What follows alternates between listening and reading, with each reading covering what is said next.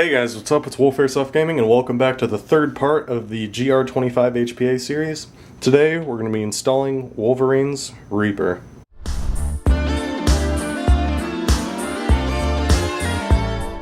So before we get started on the install, I wanted to update you guys on the Reaper itself.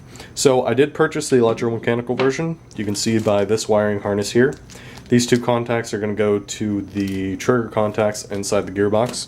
So very simple, just unsolder two wires, solder two new ones. You can even just splice the wires and connect them. So if you're not good at soldering, basically you don't have to if you don't want to. They don't include any additional heat shrink tubing, so they kind of count on you to resolder the wires, which is no problem. Other than that, basically I'll go over this real quick. I have an unboxing of the Reaper itself. Link for that is in the description below. But briefly, it comes with spare O-rings, which is really nice. I do love that they include that. I don't think any other HPA manufacturer does that. And it comes with the HPA fitting. That's crazy. I've never seen any, I've never had a single kit include the HPA fitting. Then again, I've only been buying their upgrade kits, so there's that too.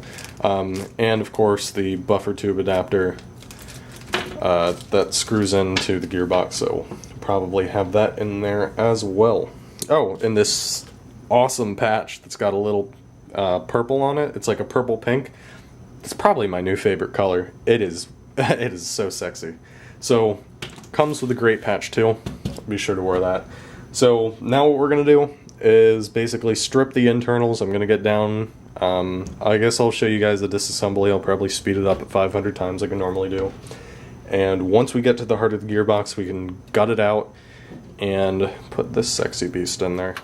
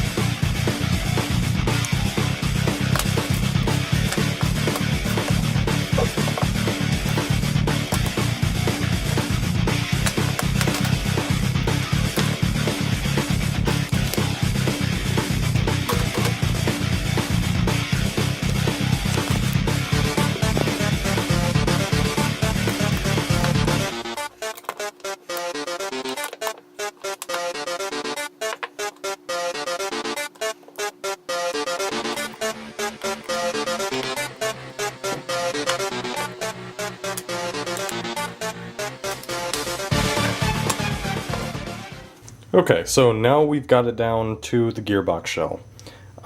Essentially, I'm going to go ahead and clean this up, basically get all the grease out, even though I just literally put this gearbox together with all the parts that are inside of it last weekend.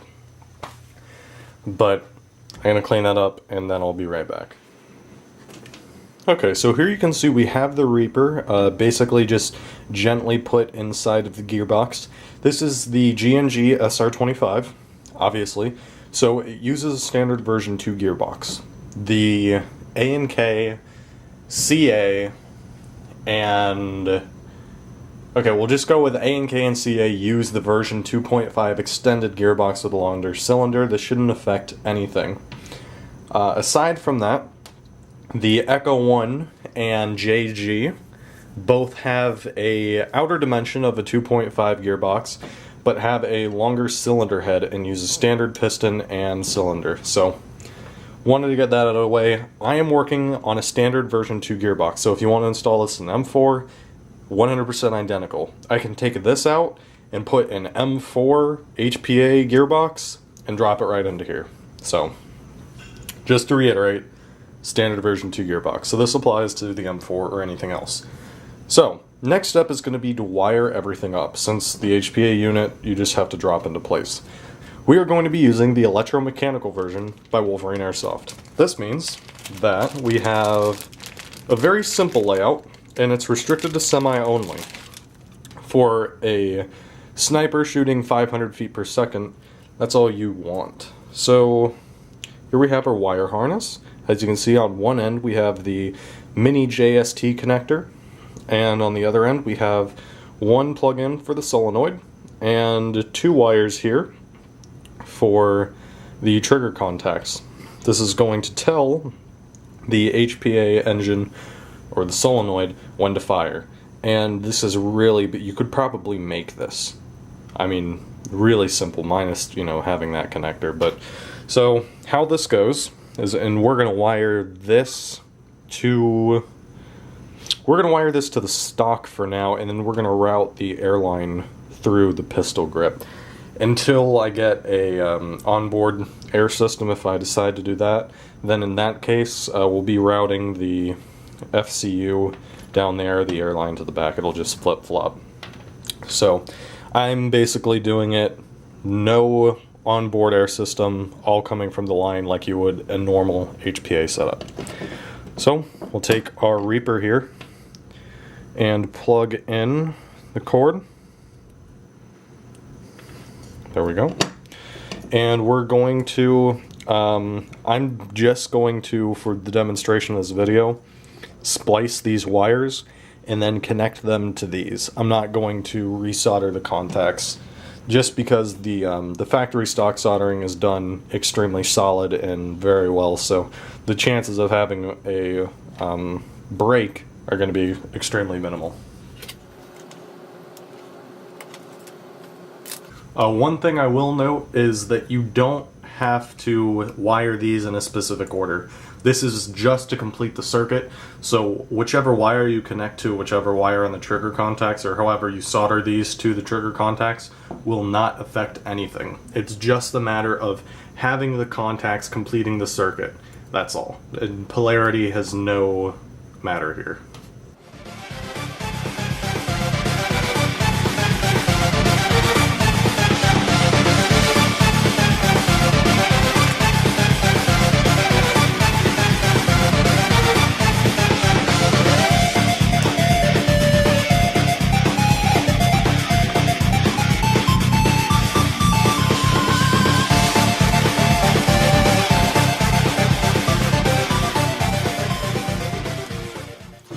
Okay, so now that we have everything hooked up before I solder and shrink wrap anything, we're going to test the unit, as you should, and I'm going to plug in a battery for this, and then we can hear if the solenoid fires.